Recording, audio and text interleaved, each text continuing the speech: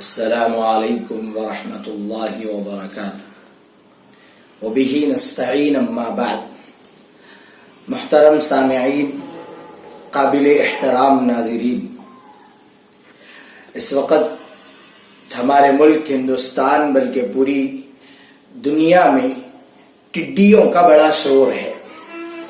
لہذا ٹڈیوں سے متعلق اہم اور ضروری معلومات لے کر ہم آپ کی خدمت میں حاضر ہوئے. سب سے پہلی بات ٹڈیوں کے سلسلے میں یہ ہے کہ ٹڈیاں دنیا میں کوئی نئی چیز نہیں ہے. جیسے یہ اب آئی ہے، انہوں نے اب واہی اور تباہی مچائی ہے، اس سے پہلے بھی کئی مرتبہ ٹڈیاں اس دنیا میں آئی ہیں اور آ کر ان لوگوں نے وہی کام کیا ہے، اسی طریقے کی تباہی اور بربادی مچائی ہے جس طریقے سے اس سے پہلے انہوں نے کیا تھا. اس کے بارے میں اس وقت جو ٹڈیاں ہندوستان میں آئی ہوئی ہیں اس سے متعلق یہ بات کہی جا رہی ہے، لکھی جا رہی ہے کہ یہ جو ٹڈیاں ہندوستان میں آئی ہے یہ 27 سال کے بعد آئی ہے.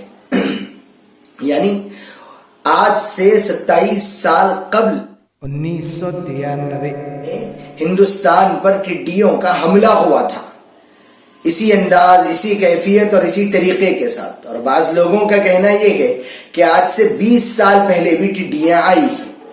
تو بہرکیف ٹڈیوں کا آنا اور اس انداز میں اس طریقے پر آنا، کھیتیوں کو، سرسبز و شاداب باغات کو کھا جانا کوئی نئی بات نہیں ہے، یہ آتی رہتی ہے.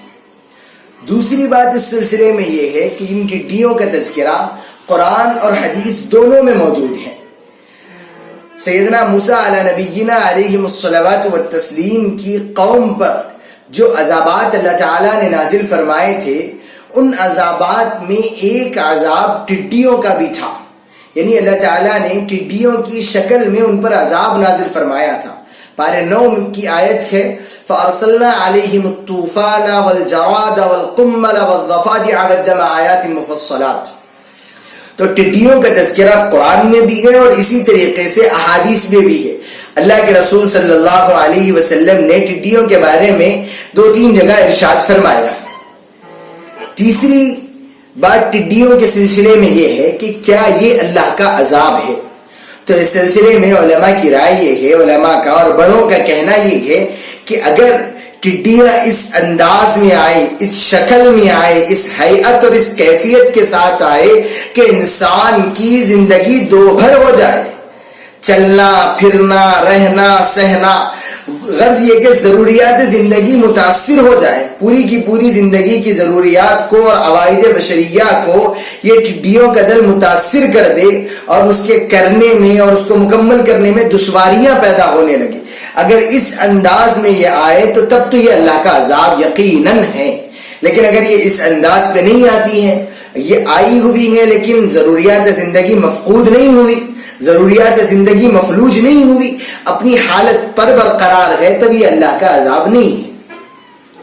چوتھی اہم ضروری اور آخری بات ٹڈیوں کے سلسلے میں یہ ہے جو عمومی ہے کہ یعنی ہر عذاب کے وقت، چاہے وہ ٹڈیوں کا عذاب ہو یا پھر اس کے علاوہ کوئی بھی عذاب ہو، اس سلسلے میں ہمارا کیا رویہ ہونا چاہیے اور ہمارا کیا طریقہ کار ہونا چاہیے. تو اس سلسلے میں اللہ تعالیٰ نے قرآن کریم میں سورہ ہود میں فرمایا ہے وَمَا كَانَ رَبُّكَ لِيُهْلِكَ الْقُرَىٰ بِظُلْمٍ وَأَهْلُهَا مُصْلِحُونَ، کہ جس جگہ پر، جس مقام پر لوگ اپنی اور دوسروں کی فکر کرنے والے ہوں گے، انابت کے سلسلے میں، رجوع اللہ کے سلسلے میں، تعلق مع اللہ کے سلسلے میں، اللہ تعالیٰ کے اوامر کو بجا لانے اور نواہی سے اجتناب کے سلسلے میں، جس جگہ، جس مقام، جس بستی، جس محلے، جس گاؤں اور جس قصبے میں ایسی فکر والے لوگ ہوں گے تو اللہ تعالیٰ اس بستیوں پر عذاب کو نازل نہیں فرماتا. اور اگر عذاب کو نازل بھی کیا ہوا ہے یا عذاب آیا بھی ہوا ہے تو وہاں پر سے عذاب کو ٹال دیا جاتا ہے. لہذا اس سلسلے میں ہمیں اپنی اور دوسروں کی بھی فکر کرنی چاہیے. لہذا یہ 4 اہم اور ضروری معلومات کی ٹڈیوں کے سلسلے میں، جو خلاصے کے طور پر یہ کہ نمبر 1 ٹڈیوں کا آنا کوئی نئی بات نہیں ہے، پہلے بھی آئی ہے. نمبر 2 ٹڈیوں کا تذکرہ قرآن اور حدیث دونوں میں موجود ہے. نمبر 3 ٹڈیاں اگر ضروریات زندگی کو مفلوج کر دے تو یہ عذاب ہے ورنہ عذاب نہیں ہے. نمبر 4 یہ کہ ہمیں جب بھی کوئی عذاب آئے, جب بھی کوئی مصیبت آئے تو اپنی اور دوسروں کی فکر کرنی چاہیے. والسلام ورحمۃ اللہ.